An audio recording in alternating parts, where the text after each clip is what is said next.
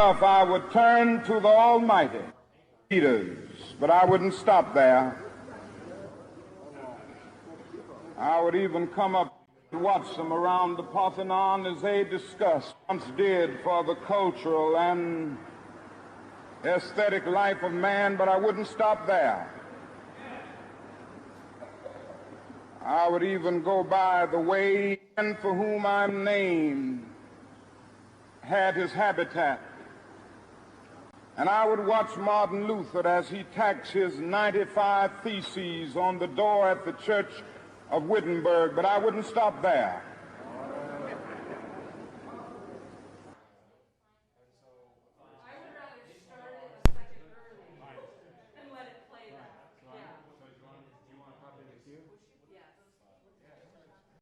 Sorry, Paul, 1 second. You were going to ask.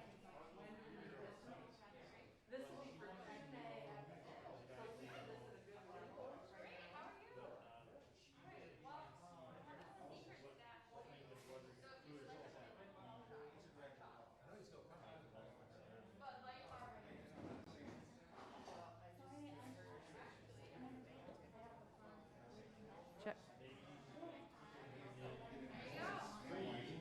Check. Check.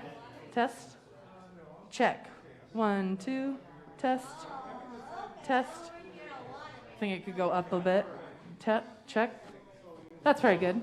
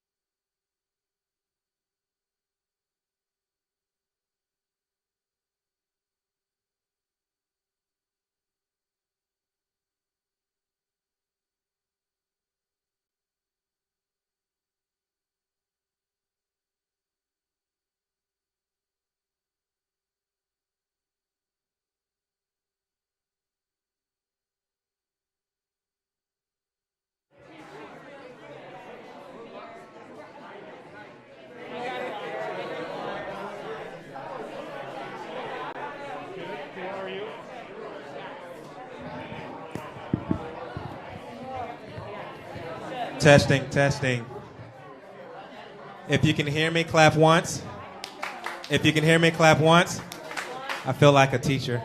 All right, if we can begin to take our seats, we'll be starting shortly. Up front, we do have masks. We do have name tags. Please put your first name on there. And welcome, welcome. You are welcome here today. And if we can have all of our panelists to come up forward.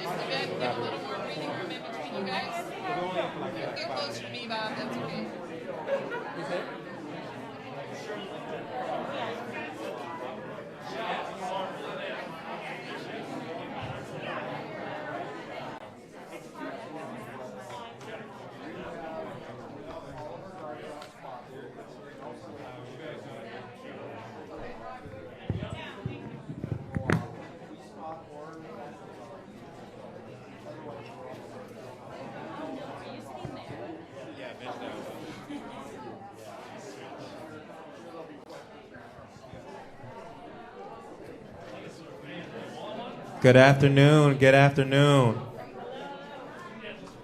Hi. Thank you. First of all, is it okay if I take my mask off? I want to make sure people feel comfortable with that. Okay. Thank you. We do have seats up here. I do not bite or hit, so feel free to come up here. All right. Just a few things just to get us started. Number one, wow, welcome, welcome. Can we give ourselves a round of applause for coming here today?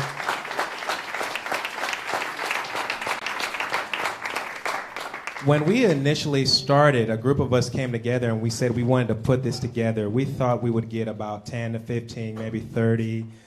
By this morning, we had over 150 people registered to attend this conversation, but the rain had other plans, and each and every single one of you was still committed to this conversation. So we thank you for coming today. So my name is Anderson, and today I will have a co-facilitator by the name of Miss Amy. And it's intentional that I didn't mention my title, we didn't mention our title, where we work at. We want to make sure we create a safe space where everyone who walks through this door, you feel welcome, you feel that you belong, you feel that you can share your authentic voice. And we want to remove any power dynamics. And so today I see some people do have their last name. Just go by your first name only. No need to share where you work or your job title. Just share your name, share your experience. We invite each and every single one of you to be you, and you're welcome. Today, this event is about creating a safe environment where people from different backgrounds can share a meal, which eventually we will have a nice hot meal from Hot Diggity Dogs, a glass of wine or a beer right here, and we'll have some uncomfortable conversations about things that have divided us for centuries, even included today. Today we will learn about the past experience with the I Am a Man mural. We'll have an amazing panel discussion with all of these amazing leaders behind us about their personal journey and their experience with race, not only in this country, but also in Dubuque, Iowa. By the time we leave today, we want to make sure that each and every single one of you meet at least one person new. You share an experience with someone you don't know, because what we know is there is a desire, a strong desire throughout this community for people from all backgrounds and walk of life to connect with someone that they don't know. And so we want to make sure we create that safe space here at the Arts Museum. We do want to thank the leaders who helped put this together, and so I do want to thank our sponsors. We do have the Arts Museum, the Community Foundation of Greater Dubuque, and of course the Telegraph Herald. Can we give them a round of applause, please?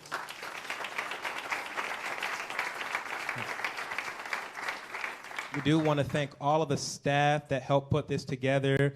And of course, we do have Hot Diggity Dogs will be here, and it is a black-owned business, so we're truly thankful for those who are putting this together and making this happen. And so now what I want to do is I want to invite Gary, who's one of our leaders that helped put this together, to talk about the Art Museum and the I Am a Man mural. Can we welcome Gary, please?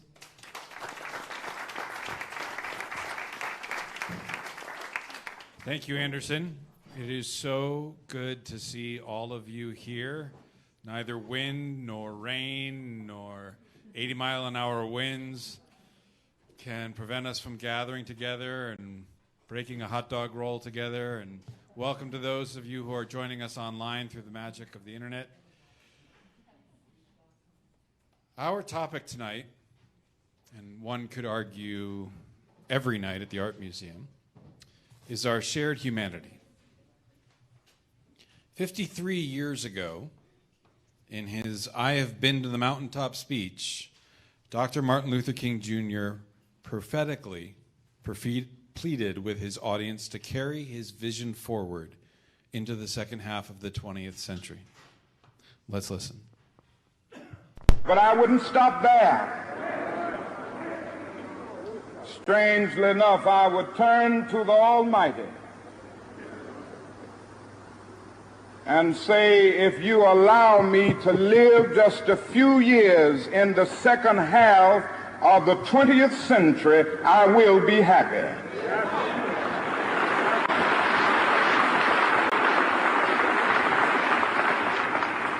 Now, that's a strange statement to make, because the world is all messed up. The nation is sick.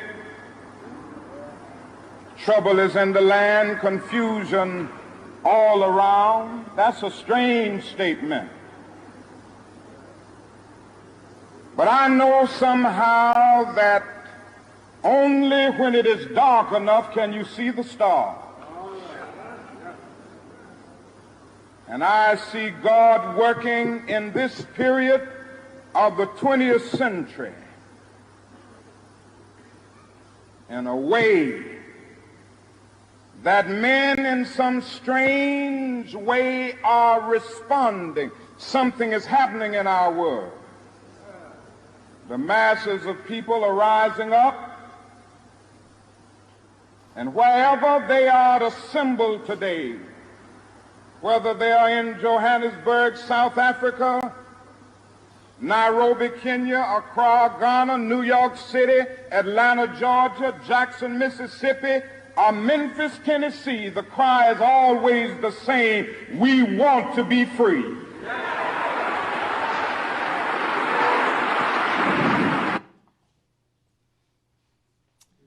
My role is to ground us in the facts that led up to the I Am a Man March that inspired photojournalist Bob Edelman, whose picture inspired two mural artists, Dana Harrison and As Fate Will Have It, who wondered this spring, what events lead a human to hold a sign that declares, "My life matters"? On February 1 of 1968, Ethel Cole and Robert Walker, two Memphis sanitation workers, were accidentally crushed to death by the compactor of their garbage truck. Cole and Walker's deaths sparked a strike by city workers struggling to survive poverty wages and unsafe working conditions. Despite King's efforts, events turned violent. Rioters looted stores, the police shot a 16-year-old, and tear-gassed a church. On April 3rd, Dr. King delivered his "I've Been to the Mountaintop" speech. He called for unity and peaceful action. The choice, he said, was between nonviolence and non-existence. On April 4, he was murdered. On April 8th, the I Am a Man March, originally scheduled in support of the sanitation workers, became a memorial for Dr. King.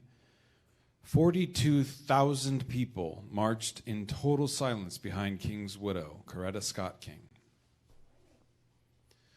The location for tonight's event, originally the intersection of 8th and Bluff, also echoes with voices from history. Before the Telegraph Herald, that corner housed the Lorimer Hotel, where the Dubuque Museum of Art was established in 1874. Its parking lot was the African Methodist Episcopal Church, which served a small black neighborhood up the street. I acknowledge the museum still has a long way to go on our journey towards a more equitable future, but I am grateful that the work of those artists continues to challenge us and bring us together. This is the third community conversation inspired by their work. I invite you to join us again on Veterans Day, when we'll launch the exhibition Vietnam, the Real War.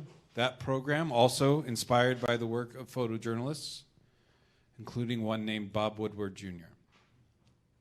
Now, without further ado, please help me welcome back Anderson and Amy.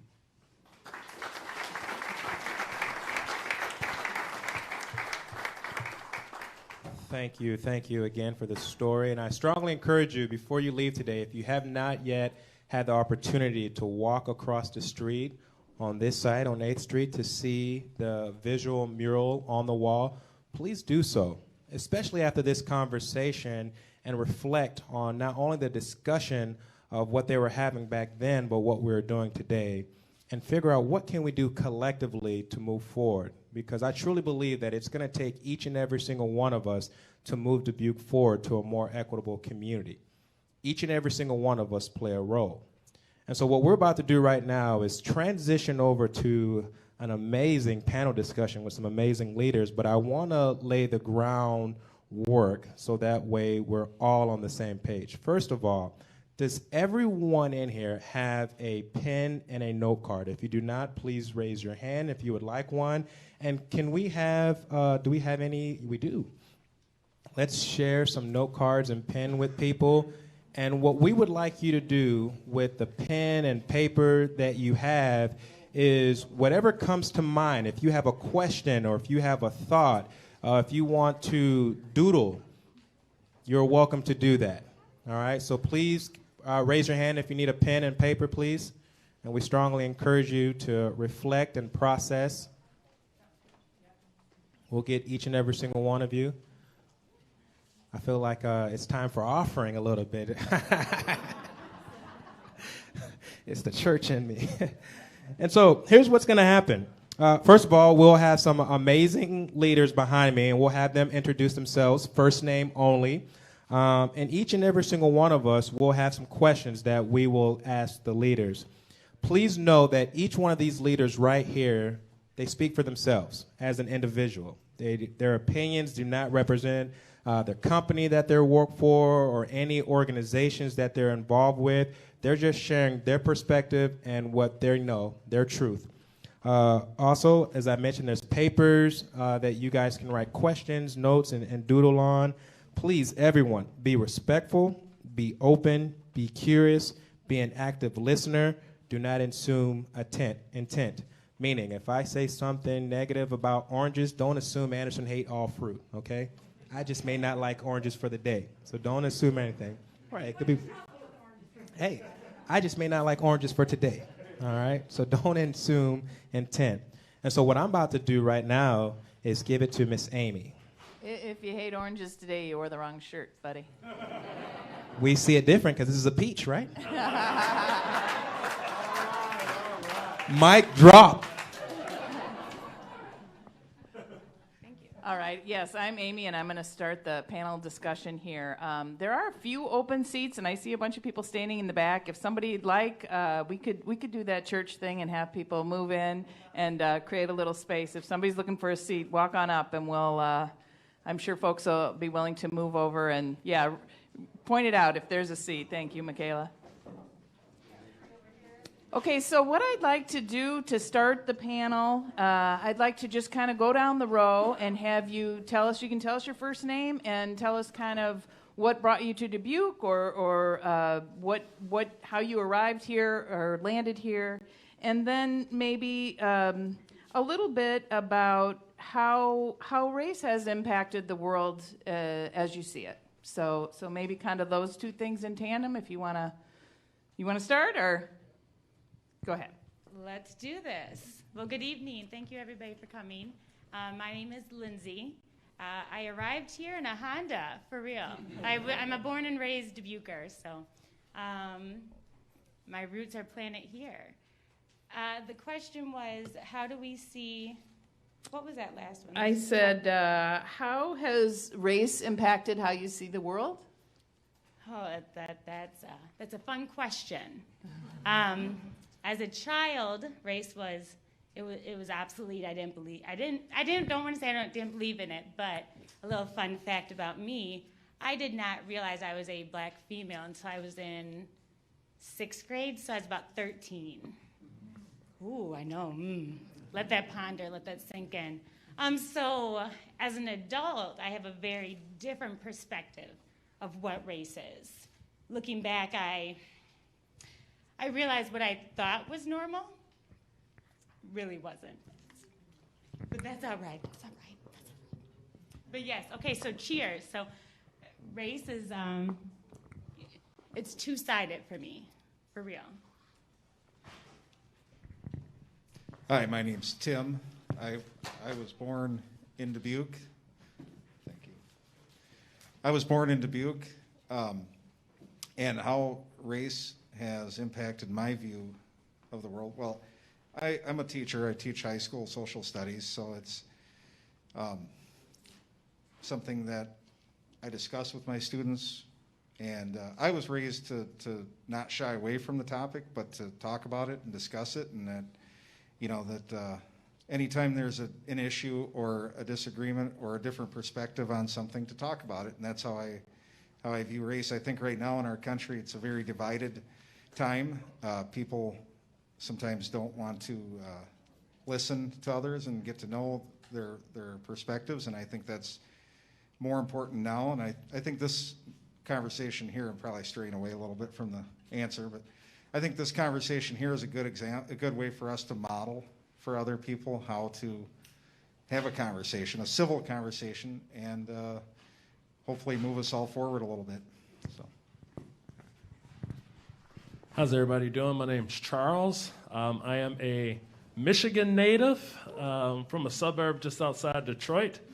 I found my way to Dubuque, both myself and my lovely partner, to get closer to family and then also for a work opportunity. How I see the world, I think, can coincide with how I found my way to Dubuque, to be honest. There's not been a place that I've moved, be it for my education or for my profession, that my search, right, didn't start with figuring out how will black people be welcome or perceived in that area. And what I mean by that, that goes from searching YouTube to Wikipedia to figuring out how close a Ku Klux Klan chapter might be in proximity. And that's a baseline for me, right? That's how I was raised to think about the world in which we live in and thinking about safety based upon the fact, can I go outside at night by myself, right? Which is not something when I think about privilege, I always think of as an area of concern as a male, right, in society. But there are geographical locations within this country that I do find that to be of concern. Thanks, Charles. I'm Eden. I have been in Dubuque for a little over a month, maybe 5 weeks or so. So great to see all of you. I came also for a work opportunity. I'm very dedicated to increasing student access to education, and that's the area that I work in. I'm thrilled to be here. My relationship with race has been complicated in the ways that I think it is for a lot of white people, whether or not white folks recognize that or not. And had to come to a certain awakening about realities that are lived for others but are not lived for me. One of the ways that that happened was just through my own academic research. I specialized in American literature and was looking at representations of trauma and saw that while there is a plethora of information about Holocaust studies, which of course is very important, the national trauma and cultural trauma of slavery was addressed less in the literary sphere. And so I started asking questions about why that would be the case. And that led to scholarship and teaching in that area, but also a personal commitment to live in line with values that recognize that equity and humanity have not been recognized, have not been achieved, and really need to be, right? And we can do that in both academic and personal ways. Hello, my name is Antonio, but for the sake of this discussion, you all can call me Enrique, all right? Just in case I say anything that you don't like, all right? So 2006, I come from a military background, and I actually was going to high school in Germany, and I had no aspirations of attending college at all.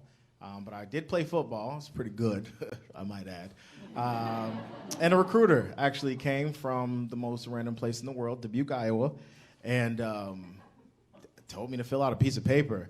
And years later, I ended up in Dubuque, Iowa. And so that's how I got here.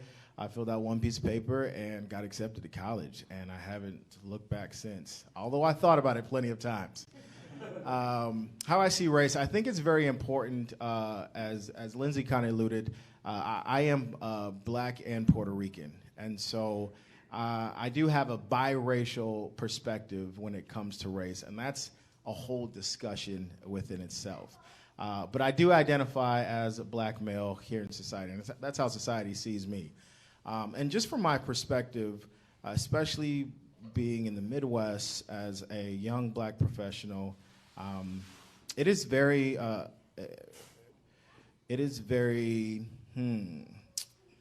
would say it's almost like living in solitary. If I view race as different social constructs, and there is very few people to share social norms with, and culture with, and beliefs with within my area, and so it can get a bit isolated at times. And that's something that we definitely need to address and change. So. Thank you, Enrique. My name is Bob. I think a lot of people consider me a native Dubuquer, although I technically wasn't born in Dubuque. I moved here with my family when I was 6 months old, and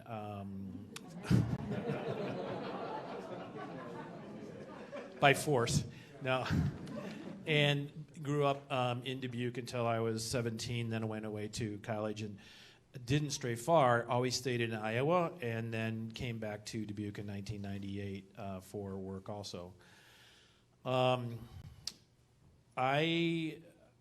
think that when I was a kid, I viewed race and racial issues as a problem or an issue that was not relevant to me, and perhaps not to Dubuque so much, because we didn't have a lot of diversity in Dubuque. We have more now. And so I didn't have a lot of firsthand exposure to people of color. The little exposure I had, I guess I would say, would be on television, and also from stories about my father, who went to Drake University in Des Moines and had a black roommate, and he told me about times when he would go out and they would go to a bar or restaurant and be refused service, and how that was wrong, and how he always stayed with his friend and left, and they would go someplace else. And so he also went on to report and to photograph folks of color, and I'm trying to remember the name of the preacher in Chicago with Operation Breadbasket. Had a mind, anybody? Thank you. So that was my exposure to race. When I lived in Iowa City for about 20 years, I was exposed to more people of color, but didn't have anybody who was a close friend who was of color. And really, I think where I started to become more aware, frankly, was last summer, when we started. I think a lot of people became more aware. And the probably the inflection point for me was a conversation that we had at our company with somebody of color who talked about waking up every morning with black skin and going to bed every night with black skin, and that they could never change that and they could never get away from that. Not that they necessarily wanted to, but it was always part of them, and something that they always had to consider. And as some people have talked about, how it was something that they had to tell their kids about and teach them about how to react around law enforcement and so on. And it occurred to me, that's something I never ever thought about. Not once. It's so, growing up as a white male in Dubuque, Iowa, I had a privilege that I took for granted and never even gave another thought. And I've given it a lot of thought since then. So, thank you. If you would be willing to share a personal anecdote, I would like to hear from folks a little bit more about your personal experience with race relations here in Dubuque. So, not everybody has to answer if you've been here a month and you don't want to answer yet. Go ahead, Antonio. You can start. Okay. All right. Well, I have a history in social work as well, and so I have had encounters where, some families I would work with would literally they were racist, and I was assigned to those families to help them, and I had to endure it. I've had encounters back before the Lord saved my soul with police, and how they addressed me, not as a public servant, but in a very derogatory manner back in the day. And so I've had a lot of those experiences. I think also, just again, coming from a young professional's perspective, we all know about the disparities that we see within the workforce here in Dubuque, Iowa. And so with that, it's a lack of mentorship and networking within the black community that ties directly to a lot of the leadership opportunities here. I appreciate you bringing up that perspective, because it does feel like, if you can imagine if this room was flipped and there were majority of, let's say, black people in this room, and you were one of the few white people in this room. That's the reality that I have to live in every single day. And so sometimes you become numb to it. Sometimes you become numb. And I use the idea of like a fish in water. After swimming in a contaminated pond for so long, you forget it's contaminated, and you just learn to adapt and survive, and you adopt social and cultural norms that help you survive, and sometimes even thrive. But lately, I have been a lot more conscious and critical about the privilege and power structures that are around me, and being in predominantly white spaces. And so that is a constant thought that I have to maneuver and work with in order to, for one, stay true to my own values, morals, and beliefs, but also to help make the impact that I'm looking to make in relation to like equity and things like that. So it's an everyday, it's an every moment, it's an every second life for me, and I'm sure other people can relate. And it's something that you cannot escape or run away from. You have to be conscious of how you speak. You have to be conscious of how close you are to somebody. Do you come off as threatening? Are you too aggressive? In hopes to not embrace a lot of the stereotypes that our society or people in general have towards men of color. And so it's an everyday, every moment, every second thing for me. I didn't mention earlier, I moved to Dubuque in October, so I'm not as new to the area as Eden is, but also within my first year as a resident. But before coming to Dubuque, I found myself in a much smaller rural community called St. John's, Michigan. If you find time to Google it, you'll see that it's in the middle of the mitten or the middle of nowhere in Michigan. So for me, I found community that I hadn't had for a while in my home area. Right? As much as we talk about this vacuum that exists of a very small, diverse population within Dubuque, I was able to break bread with the likes of Anderson and other men of color, Timley, that I hadn't experienced since I lived in Metro Detroit. Right? I didn't get that in that same way in my undergrad experience, except for my peer group, right? That close network, and that provided a place, a safe space. Place of trust in short duration, right? We haven't met together that often, but I found myself being able to speak in my natural tone, right? Not thinking about code switching, which I've been doing my entire life, so you don't even notice it when you start speaking to folks much differently, but you notice when you get to speak to your brothers and sisters the way in which you grew up, and that stress gets released. It's that notion that Enrique to share about a fish swimming in contaminated water. Well, I'm pretty sure we got somebody who knows a little bit about science. That fish probably doesn't live as long, right? And so when we think about that stress, being able to have those places, those spaces to release, those safe spaces that so many people coin it, is important. And I didn't have that in my last community, right, directly. I went to work in a rural environment that was a different rural environment from where I lived. Fortunately, I have a partner at home who I have a shoulder, right, to lean on to deal with all of the trying times of the world, but I appreciate the community that does exist in a city, right, just barely a city, that is Dubuque. Can you share what code switching is, just in case someone Sure. doesn't know what that means? So code switching is basically a way of speaking, dialect, etc. I don't know how many of y'all are familiar with Ebonics, which might be a derivative of African American language that's rooted in lots of African languages.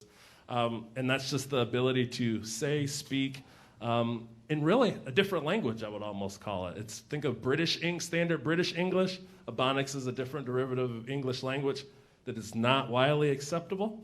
It is often looked at as a lazy language, when in many ways it's a more efficient English language, right? It's the shortening of words, so we don't need to add the ing if necessary. But it's that code switching is just basically what I said there, yeah. Well, thank you. Yes. Okay, great. This is an amazing opportunity. So I want to play off of what you were talking about, of having those safe spaces. Can I tell my age? Is that okay? Can I? I'm 36 years old, okay? I know I look good.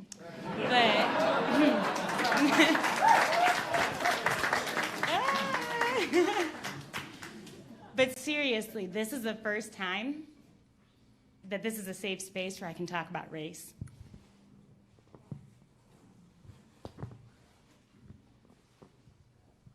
Pulling it back in, y'all. But for real, thank you. As a child, nobody openly talked about race. Things were happening, and I didn't understand them. I just went with them because I didn't know any different. So now, as an adult, I'm revisiting those places. And before anybody starts to judge anybody, shame on y'all, because I don't judge nobody. And I'm not mad at anybody for anything. So if a thought passed through your mind, through anything you hear negative, I need y'all to change that to a positive. Because my family didn't know any better. No better than I knew, right? Nobody had corrected them. I'm an 80s baby, so y'all already know. We came in like a football field popping out, right? So nobody took... There was a lot of us. There was a lot of mixers was the term that was coined for the plethora of us that came out, right? So nobody took the time to think. We have all these biracial children growing up in an environment that's been predominantly white, that people aren't afraid to write the N-word on your locker in high school. And you sit there and you go back to that locker every day for 3 weeks because nobody had time to take it off your locker. Nobody thinks about that kind of things. Nobody thinks about, okay, my child is biracial with black hair. I don't know what I'm doing. But nobody thought to ask. So I am so thankful and appreciative for the backstory that I have, because it made me the person I am today. So I am never one to ever think negatively on anything. So let me just put that out there. However, we need to have these safe places because we still have biracial children growing up. And unfortunately, I'm not going to open a whole nother can of worms of incarceration, but if y'all want to do a mural on that, please call me, because I would love to be on that side of that panel. But we have these children that are growing up that literally don't have a safe space, or we're so wrapped up now in all these other distractions, to say, of the world of growing up right now, that we're not taking that time to maybe step back and think, am I loving my child the way that they need to be loved? Or am I loving my child the way I want to love them? Because once you start to understand that, it gives you a whole new perspective, right? So we're going back to race. My family, they loved me the best way they knew how. And I thank them. But being a 5-year-old walking around with a Cabbage Patch, calling it a Jigaboo Jackie and not knowing that that is wrong,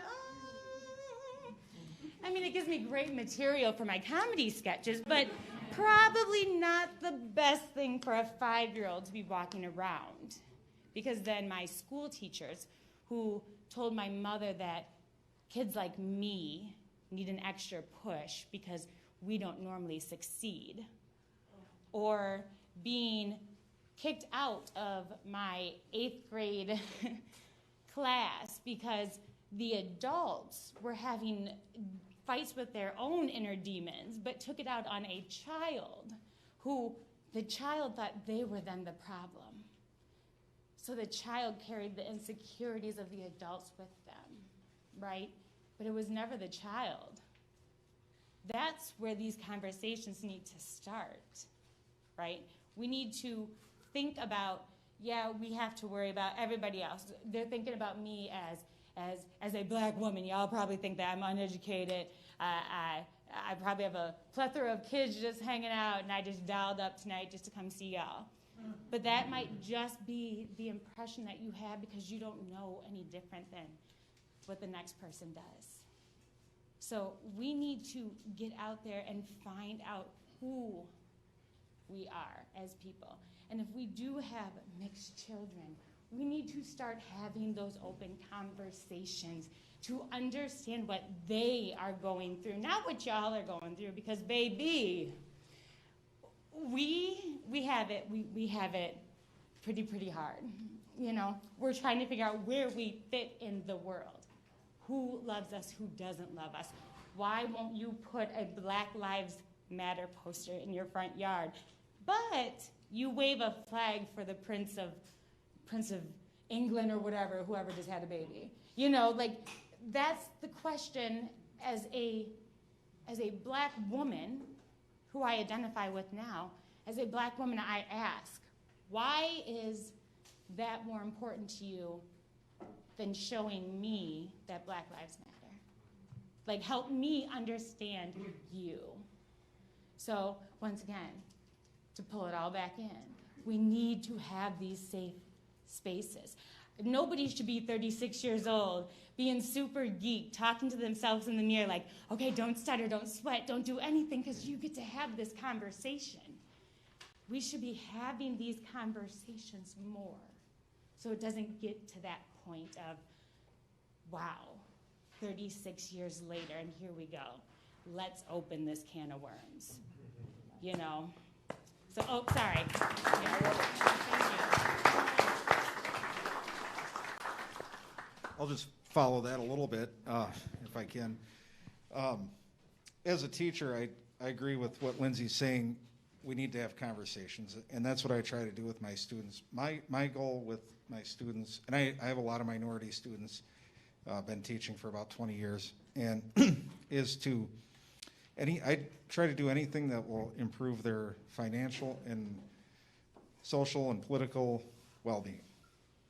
So that's pretty much how I view everything I do in the classroom, and I'm not speaking for other teachers, I'm just speaking for myself. But one thing I've noticed with some of my minority students is they sell themselves short sometimes.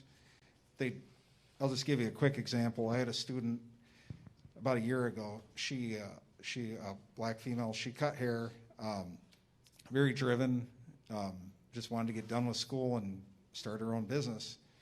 And Anthony, who's over there, him and I spent a couple hours talking to her about, you know, don't limit yourself. Maybe you could go buy a building. Maybe you could start your own business instead of renting a chair. Maybe you could, you know. And she's like, "Well, is that possible? Is that how would I buy a building?" And we talked to her and tried to get her to understand that she can achieve things that she didn't think she could. That don't get in the mindset that, you know, you're limited in your achievements. And so that's the type of stuff I try to do with my students. And also, I think, like Lindsay said, having conversations. We have some very difficult conversations in class. And I try to get my students to, well, first of all, I have students with a wide variety of views. I mean, it's pretty eclectic as far as race, religion, income, political perspectives, everything. And as a teacher, my job is to teach students how to think, not what to think. So I have to be very open and, you know, let every student speak their perspective. But I require them to be respectful and to listen to others and you know, think about things maybe in a way they didn't think about them before. So that's what I try to do. Sometimes I, you know, probably do a better job than other times, but it's, you know, that's the goal, I think, of a teacher. So, yeah. So I skipped this question because I've been here a month and I don't feel qualified to speak to Dubuque on its racial issues. But I can speak on education and what I've observed at the institution where I work, where our student demographic is changing what feels rapidly to people who have been there a lot longer than I have. We have increased students from all foreign countries who may not have English as their first language. They may or may not identify as students of color. We have an increased population of students of color, increased number of African American students, increased number of Latinx students, and we don't have that same increase in faculty and leadership. And so as a newcomer there, a question already percolating is, how do we serve these students? How do we welcome them into our community when the people who are teaching and leading them don't look like them, don't have shared experiences with them, and are helping navigate not only academic struggles, but just how to exist in a world where one's humanity is in question, right? It is sad and maddening that people have to hold up signs that say, I am a man, or, you know, black rights or human rights or women's rights or human rights, that has to be asserted means that it's been in question for a long time in our country.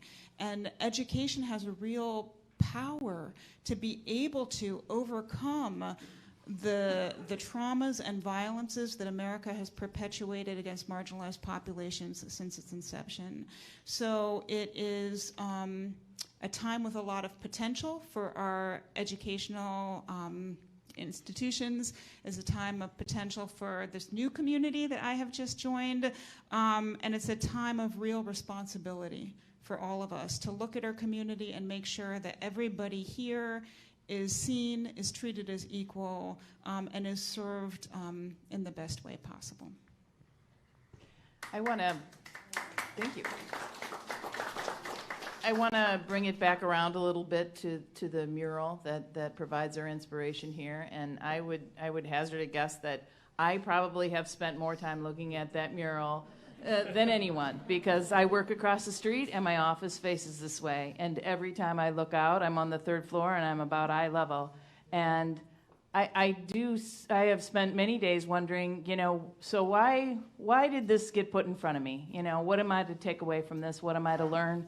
I think about it every day, and I think about I am a man. To me, is about, you know, wanting to be seen, and today's version of that is Black Lives Matter, and so I want to talk about that because you know, we have all heard people say, but all lives matter, and you know, how do you respond to that? How do you do so civilly? How do you educate someone who you know, what's wrong with that? All lives do matter. So how do you respond to that? I have the mic, so I'll just start and then I'll pass it on. I promise I'll share. I'm no longer working as a professor. I'm in an administrative role currently. But I was a professor of multicultural American literature and started diversity studies programs at multiple universities. And I'm very aware of my whiteness in doing that, which is something that we would address as a class. But the basic answer that I would give when students would ask that question, and sometimes they would ask from a position of hostility, and sometimes they would ask from a position of ignorance, and sometimes they didn't know why they were asking, is that yes, all lives matter, but not all lives are in equal jeopardy. And so we cannot pretend, we cannot erase the history of the fact that, you know, we have treated groups of people as less than human. Legally, black people were treated as less than human in our country. It's written into our Constitution. It's something that's glossed over when you have Constitution Day and we read the Constitution out loud. But that's a part of our legal structure, it's a part of our educational structure, it's a part of our cultural structure, and that will not change unless we actively address it. And the first part of addressing that is the assertion that lives that have been treated as less than do in fact matter. It makes me sad that we have to say that, right? But I think that the anger that people have in response to that, the vitriol that you'll hear when people are like, no, all lives matter, shows the importance of reinforcing again that Black lives do in fact matter. Because we should ask ourselves, why does that statement make us so angry? If it's obvious, we should have an almost bored reaction to it, right? And when we think about other areas that are in jeopardy that we fight for the rights of, even things like save the rainforest, right? When people say that and donate causes to the rainforest, there aren't other groups jumping up shouting, all forests matter. And we laugh because that's ridiculous, right? But it's equally ridiculous when people are starting to fight for their rights and begging just to be seen and acknowledged as human beings, that challenges the majority of population so much that they have to shut that down. So yes, all lives matter, but we haven't realized that reality, and so we have to fight for the lives that we have treated as less than. Thank you. Who wants to add to that? Go ahead.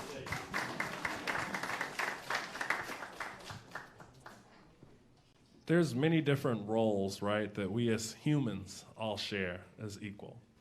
One of which, we are all lifelong learners, right? Another of which, although no discredit to my trained professional educators in the room, we're all educators. And when I hear statements of, well, no, all lives matter, that's just one of many more things that somebody's refuting of my own experience or what I hear of other minoritized populations. Hey, such and such is not right with the police. Well, you shouldn't do blank. There should not be a refutal to that. But thinking of myself as an educator, the first place I go is thinking about readiness level, right, for conversation and discussion. And I use that as my own filter to not get frustrated with that person who might not understand, who might not be ready at that point in time in their life for this conversation. They might not ever be ready.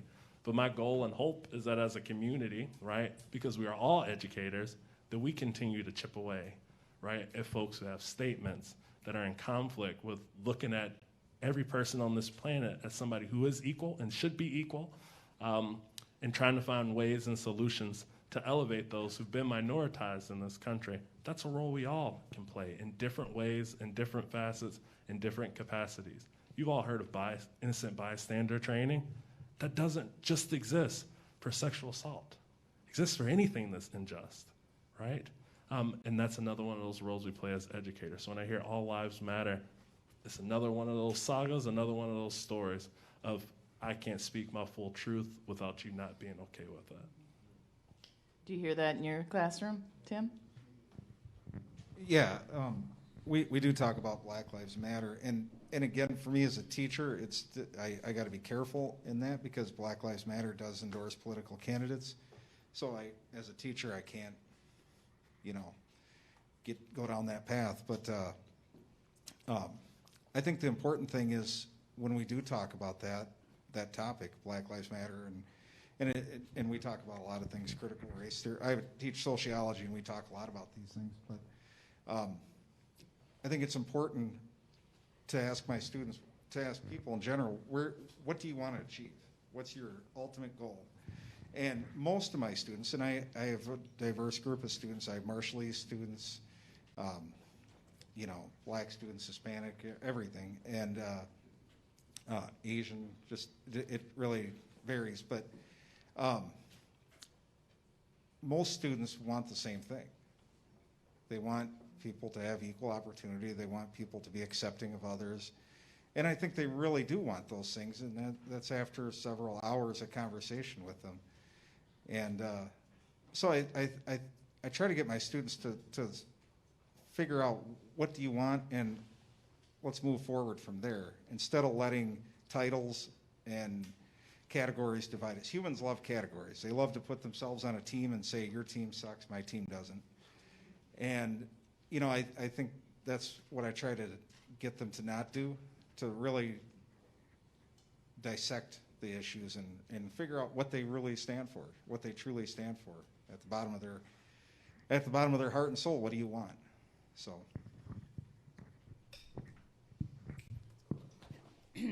I'm pretty sure we just danced around that enough, right? So the question is, let's have the conversation, right? So when we say Black Lives Matter, and y'all say, but all lives matter, Why do you feel, for lack of better words, entitled enough to correct me on a statement that I just made? Why do you feel it's appropriate to correct me and tell me, oh, no, they don't. All lives matter. Because when your wife or your husband come home, right, and they have a long day at work, and they say, baby, do you love me? And you say, well, sure, honey, I love everybody. That's not the answer they want to hear, right? Right? Mm-hmm. You're pacifying them. We can laugh about it now, but when I come to you and say, hey, Black Lives Matter, and you come to me and say, oh, but honey, all lives matter, how do you think that makes the individual feel? Not as important. Amen. Thank you for speaking up. Not as important, right? Right, because I'm not saying I'm more important than you.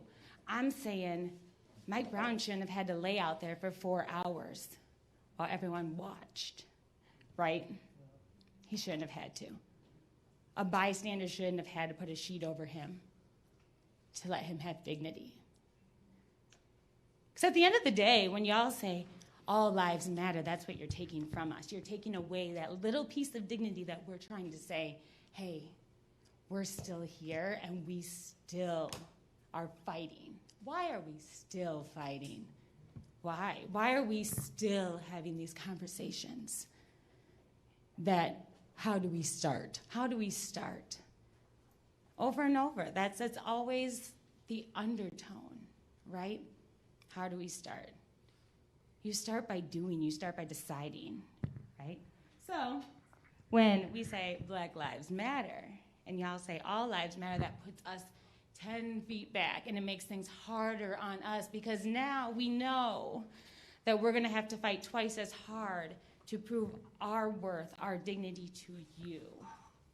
And if we grow up or if we are intertwined with people in that type of mindset, where's that growth going to come from?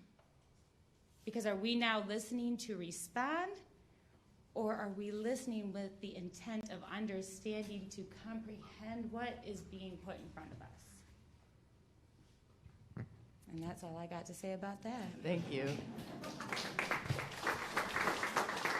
All right, so if we're going to have the conversation, I feel like what we have to talk about is critical race theory. It's something that people we hear a lot about this summer especially.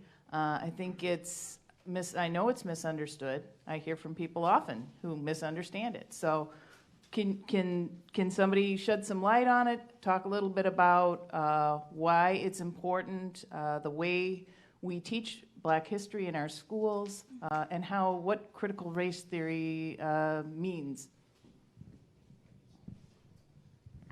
I'll start.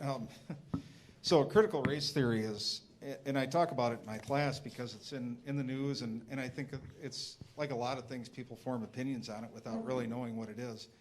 It's a framework to interpret history in the legal field. It's a graduate level class if you look at it, what it is. But I do expose my students to what it is. And just yesterday we talked about it, first day of class, we talked about it a little bit. One of the things that critical race theory asserts is the idea that that there should be all Black schools. So I asked my students to think about that. We discussed that. I brought some notes for my class. There are prominent CRT authors that assert that integration is not the right path to go down. As a teacher, it is unethical for me to either support or unsupport that. And I'm not trying to not answer questions and not give my opinion on things, but that it's crucial for me to. I can't imagine going up to my class and saying, this integration thing really isn't working, So That's something to think about. I think before people have an opinion about CRT, they should really understand it. And to say you support CRT is a very difficult thing to do because it is a lens to view history. And there's a lot of scholars in CRT that have different opinions, different views, different interpretations of history. And some of them you may agree with, some of them you may not. So it's a very complicated thing, and I think it's almost too simplified to say you're for CRT or not for CRT. Another topic that comes up with CRT is, the Civil War, Brown v. Board, was that it gets into the motives of Brown v. Board. So in my students and I, we really dissect this, and I don't tell them what to think. I expose them to the different information. But again, it's a tool to interpret history, and I'm not saying it's right or wrong. It's an interpretation of history, and I think my job as a teacher is to expose my students to those multiple perspectives of history, and then to form an opinion. Now, I also teach history. So keep in mind, critical race theory is a graduate level class. To be critical of history, you have to know some history. So my job as a U.S. history teacher is to teach students the history, learn the facts, learn what happened. And then we can, once you know that stuff, and for some students, it'll be at the graduate level, then you can really get into interpreting history and what it's about. So if anybody has any questions on that, I'd be glad to answer, but that's my perspective on that. I think something that often gets convoluted when folks talk about critical race theory is I think a lot of people fail to separate authors who base their rhetoric on critical race theory from the theory itself. As mentioned, it's a lens, right? I don't necessarily agree with everybody's interpretation of the Bible, but that doesn't mean that I'm in opposition of the Bible. Not to compare CRT to that book, right? But in many ways, I can interpret that theory way different than anybody else up here when utilizing that lens. So for instance, some authors might think it's synonymous with, this really means the integration of schools isn't appropriate. Where at a very different lens, somebody else might look at it and say, this is why housing sucks, right? This is why marginalized populations don't receive equitable education, because of lots of systematic structures, rules, regulations that's been put in place historically over time that has led to a tax discrepancy within a particular neighborhood, and within a neighborhood model where the school is funded off of taxes from the residents in that particular area. That's one interpretation of CRT, right? And it's a big theory that applies when you think about history, which is a very big book, to lots of different topics in lots of different ways. So in short, I see no problem with a lens. It's another tool in my tool belt, right, to view the world. As a lifelong learner, I'm going to run different scenarios through multiple lenses, right, and figure out what makes sense and how do things add up. And CRT is another one of those tools. In the education space, like in a classroom, I think it's invaluable to be able to have those conversations because you're exposing those students to another tool, right? Don't have to expose them to the myriad of authors who use it and interpret it in particular ways that might not be in agreement upon the public school system. But the tool itself is not problematic, in my opinion. I really agree with that. I did teach critical race theory, so that may be my bias. But it's absolutely right. It is a legal and cultural and literary theory, a lens, that can be taught to students to help them evaluate intersections of race and other structures. Right? What are the intersections of race and education as a structure, or race and the prison system as a structure, or race and government as a structure? Why is it that people of color have been a minority in number, in population, but a majority in the prison system? Why is it that they are a minority in governmental institutions, right, or leadership positions like I talked about? Even looking at language as a structure. Charles mentioned Ebonics before, which now critical race theorists would say African American vernacular English, which actually follows a very clear set grammar that is actually more consistent than standard American English. But why is it that we are taught that standard American, I am an English professor, right? Why is it that we are taught that standard American English is proper English or better English? All of that has to do with how everything is structured to place certain groups above other groups, right? And that's really all that critical race theory is exploring. When people say they don't want that taught in schools, I think a lot of times they're saying they don't want to teach the dark history of America. They don't want racism talked about in the schools. They don't want slavery talked about in the schools, so that we can maintain a myth of American perfectionism. And that myth has been conflated with patriotism, right? If we teach students the reality of American history, they will no longer be patriots. But I would say that if you want to be a patriot, you need to know what your country actually is, right? You need to know what the potential is from founding documents that promise equity and justice for all peoples and then deny it to groups of peoples, right? And then get back to that idea. If we are truly promising freedom and justice and equality for all, then let's make that happen. But we can't make that happen as long as we're pretending that it already exists. And it's questions like that, motives like that, that critical race theory can help with, as can basic understanding of history and how we grapple with competing dark truths. Okay, so by a show of hands really quick, I just want to get a temperature of the room. How many people are familiar with critical race theory? Raise your hand. Familiar, like you have a better understanding of critical race theory after what was said? Perfect. Okay, perfect. Good deal.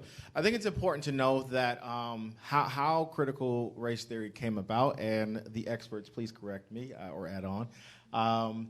So after the civil rights movement, a few lawyers from UCLA, they said, hey, we still see the system is not working for people of color at all. And this is still a problem. And so they sought to explore, how can we look at this from a different lens? How can we look at this to improve the numbers of people who are being incarcerated and who people were getting, just bad encounters with the law? And so they created this framework, which has been already mentioned, that this is a lens. If you think about education in general, you think about all of the books that you've had to buy, whether you went to college, or all of the books that you had to read in school, and the perspective those books provided from. Majority of those books came from white scholars, from white culture, and that is the knowledge that you were fed, that we were all fed. Well, when you dive into this idea of epistemology and the core of where knowledge comes from, the founders of this framework were all black. Is that correct? They were all black. And so this provided a black perspective, a black lens and framework to look at our society operations. And so from what I've observed, especially as of lately, politics have really taken a hold of this idea. When we talk about race and racism, it is in direct reflection of power and systematic power, right? And so when we're going into this election, 2022, this was a great opportunity to really weaponize this framework and idea. This framework was adopted, it came out in the 80s. And then it came out in the 80s. We were 80s babies, right? It came out in the 80s. We didn't hear about it for a while. And then we've had a lot of these because social media is evolving, and we're able to see a lot of the we see murders literally online. We see murders happening online now. And so now we brought back up and weaponized this idea, this framework that these black scholars have created as a lens to look at ways to improve system structures. Now, when we talk about framework and theory, every organization, every institution operates out of a framework. They read a book, probably more likely from a white scholar, and they say, wow, this is a great framework to run a business. Let's adopt this framework or theory in order to manage our employees, to manage our leadership, to just have things run smoothly. To run any institution, organization, you don't just say, I have a great idea. This is what we're going to do. You don't just wing it. You don't just wing it, okay? You don't. I mean, there are studies that show that they crumble really quick.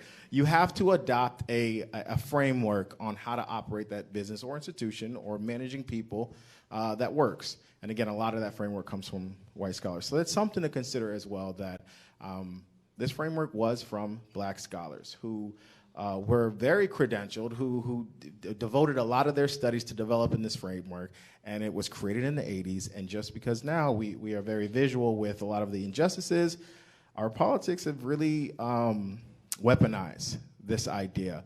And in doing so, they have created yet another divide in the education system and in a lot of our different systems that we're in today. So it's a very, very interesting just storyline. Antonio hit on my frustration with the critical race theory, and that is, I think most of us in the room now, including me, probably know way more about critical race theory from what we've heard in the last 5 or 10 minutes than most of the politicians who are arguing it and making laws on it. And so it's a lot more complicated. I'm still learning it. So when somebody says, what do you know about critical race theory? I'd say, not very much.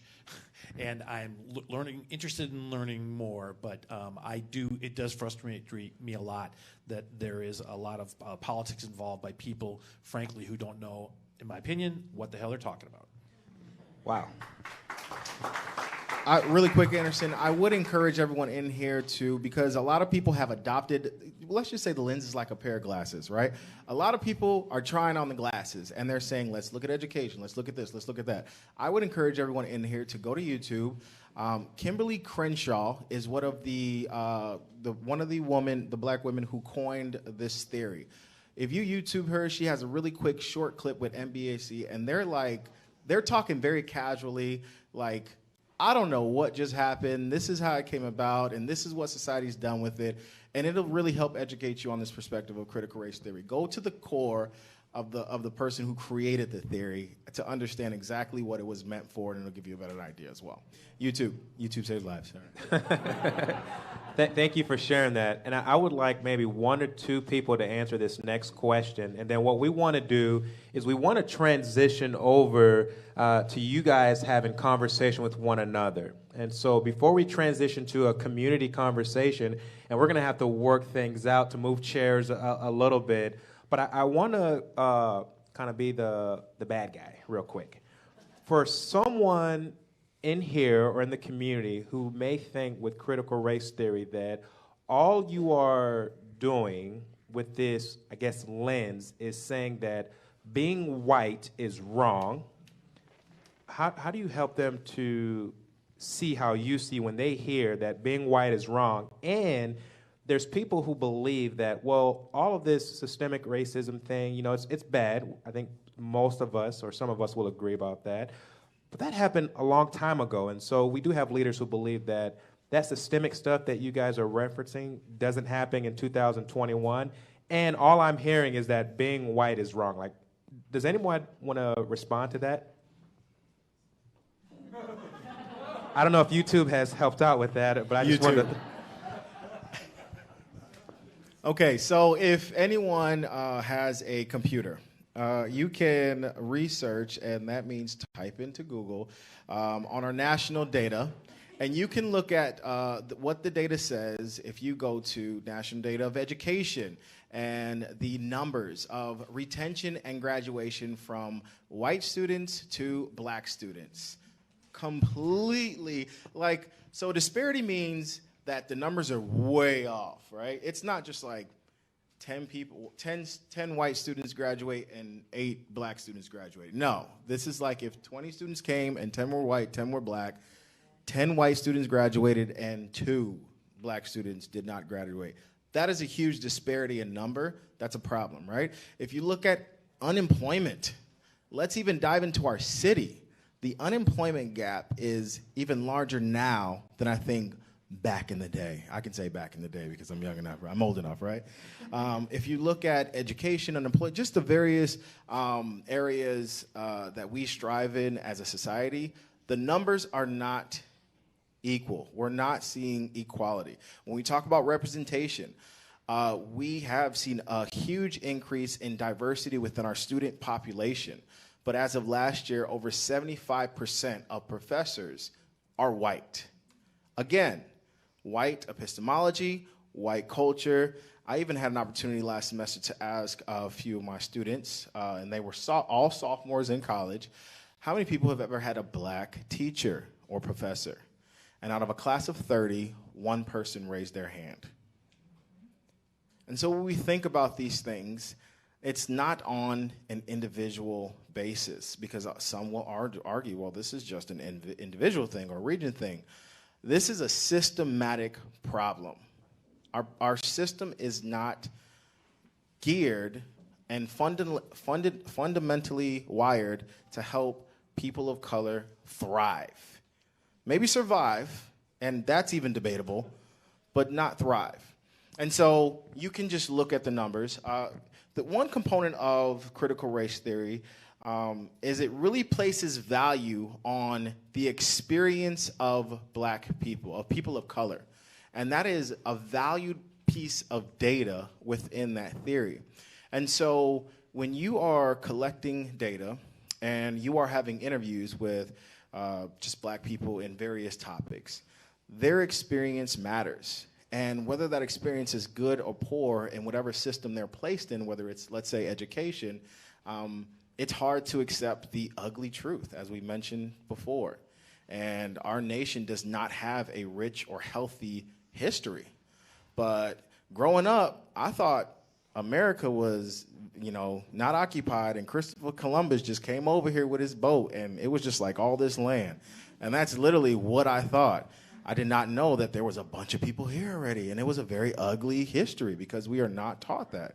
And so it's really hard to face that as a society, especially when a society is predominantly white, because there's a sense of responsibility to that very ugly history.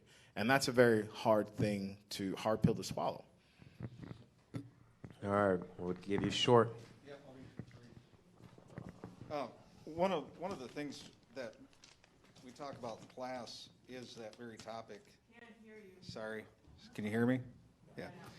What we talk about this is a quote from a CRT book, and I have the reference if anybody wants it. But and I'm just reading this. I'm not saying it's right or wrong, but there is no such thing as not racist. No such thing as race neutrality.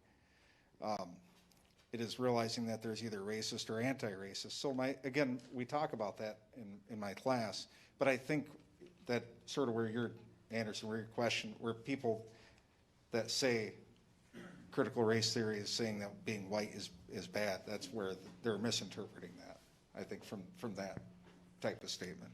So can we give them a round of applause, please?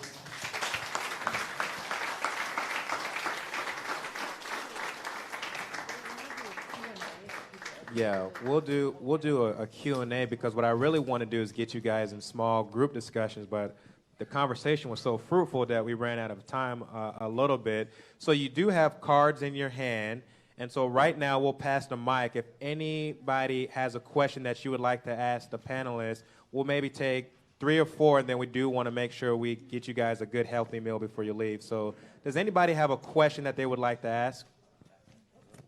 Yep, we'll sit back here. Come on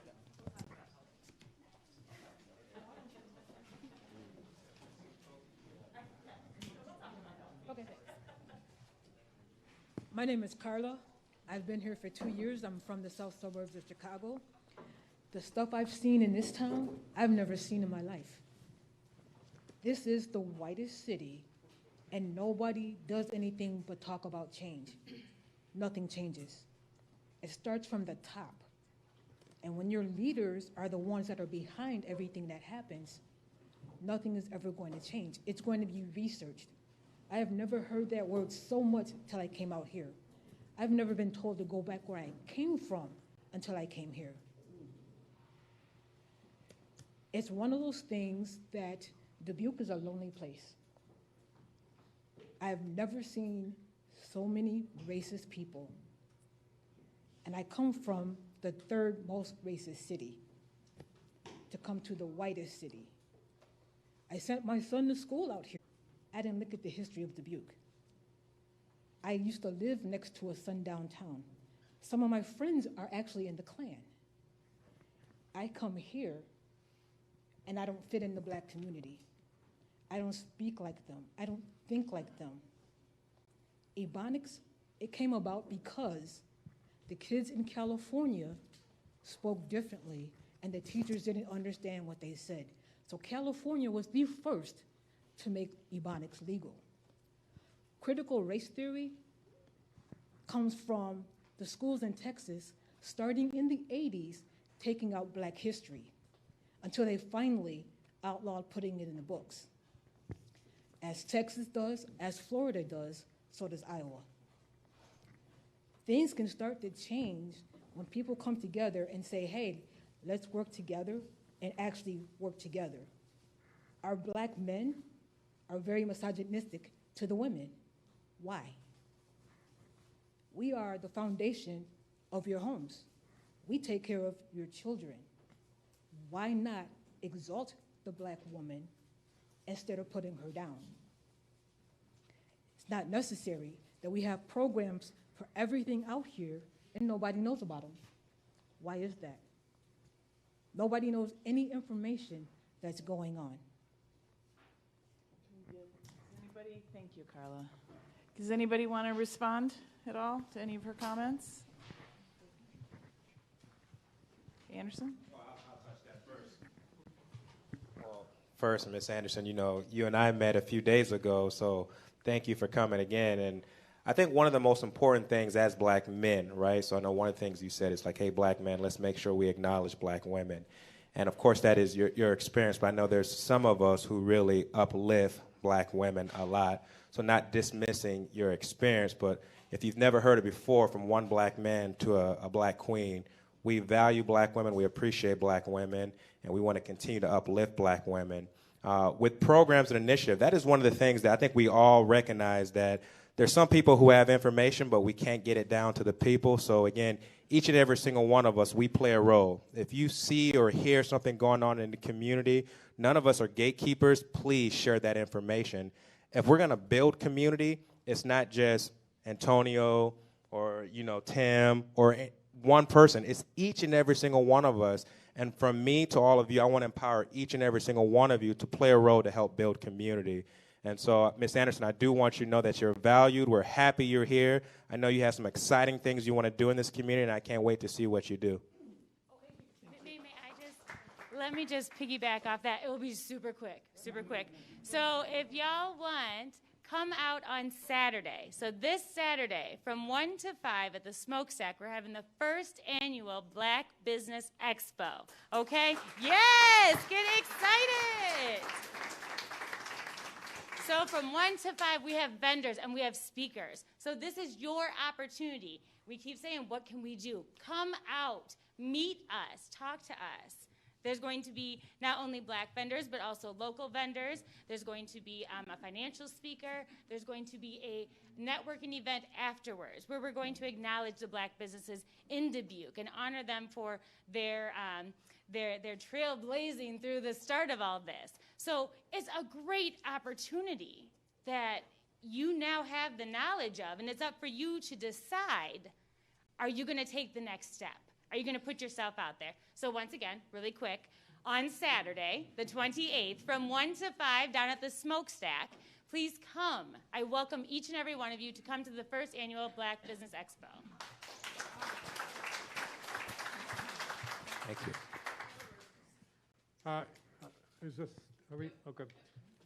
I think each person used the term lens to talk about critical race theory, and the other term that was used is framework. And the question that I would ask and then comment on, because it's a pseudo question, is there any such thing as looking at, and then you could say my country, or you could say history, through no lens at all, without a framework? And I think the answer to that is going to be no. And so the idea that there is objective history, and then there's the history that critical race theory constructs by looking through its lens, is a misunderstanding of human understanding. Critical race theory, I agree with you that critical race theory is a lens, and I think it's a fruitful lens because it reveals some elements, and I think Antonio was talking about this, I believe, that hadn't been revealed before critical race theory brought them to the forefront. And the fundamental one is that the construction, that race itself is a social construction, not a fact that science demonstrates. There were all kinds of efforts to create science that supported the idea of 5 races, that they are arranged in a hierarchy, and that whites are always on top. But it was eventually found that those are all lies. And those are parts of the lenses that preceded it. Another word for a lens or framework is bias. So do you agree with what I said, that we should teach different interpretations of historical events? Yes, and all of them are interpretations. Sorry, we got to stop. Well, that's why I call them interpretations. But yeah, that's what I said, interpretations. Yeah. You know, like if you're looking at, Brown v. Board, there's a lot of ways to interpret that. And that's the job of a teacher, to teach kids, to expose them to the different perspectives, not to say this one perspective is correct, the rest are wrong. You agree with that? Yeah. Okay. So I absolutely agree with that. We cannot rid ourselves of our lenses. If we think that we don't have lenses, we do. We're just not aware of them. And there are multiple lenses to be able to analyze pretty much everything. Critical race theory is one of those. And usually when we do talk about lenses that have to do with identity, people get uncomfortable and upset, right? So feminist theory is another lens that you can use to examine literature and history and culture. That word is also loaded, right? There's a lot of debate over that. But that idea of, I just wanted to touch on race as a social construct, that's another thing that makes people uncomfortable and upset. And so really, in terms of critical race theory, what that means is that how we are raced in society as a verb, right, is dictated by who has power in society. Clearly, you can look at us and see differences in terms of our skin color, our hair texture, but who counts as what race is determined by those in control, usually to dominate those without control. And it gets complicated when we talk about people who are biracial or multiracial. What race are they on a census, and who determines that definition? And so, for a personal example, if you look at me, I read as very white, and I identify as white and would be raised as white. But my father is Jewish, and it wasn't until the early to mid 80s that Jews were identified as white. So when I was born in 1981, I'm going to age myself there. When I was born in 1981, I was raised as non-white on my birth certificate. And when I turned 4, I became a white person, right? And so that is just a very clear example of how race exists as a social construct, something that society determines that then affords certain privileges to certain groups and not to other groups. Thank you. I think we're running out of time here. As Anderson said, we were really hoping that we would have tables in the parking lot and people could spread out and have more conversations, and it's going to be a little trickier in here. But I would encourage you to turn to somebody here that you don't already know and digest a little bit, talk a little bit about what you heard here tonight. So, Lindsay, I'm sorry that it took this far in your life to have a safe space conversation here in Dubuque, but I thank you for being here and for sharing that tonight. Ms. Carla, I'm sorry for the experience that you've had here, but I hope that I'm so glad that you came and shared that with us, and I look around this room and I see a lot of hope and a lot of, people that came here for a reason because they wanted to open their hearts and open their minds and see some change in our community, and we're really grateful that you came tonight on behalf of the Community Foundation of Greater Dubuque, on behalf of the Dubuque Museum of Art and the Telegraph Herald. This might have been the first one, but it won't be the last conversation we have. Yeah, and yes. Once again, can we give them a round of applause, please? Yep. It takes a lot to come up here and share your personal story and be vulnerable, so we truly thank you. Again, we don't want this to be the last conversation, so before you leave, like church, please introduce yourself to at least 3 or 4 people that you don't know. And then again, before you leave, we do have hot diggity dogs in the back. Please make sure you grab a healthy meal, okay? Thank you.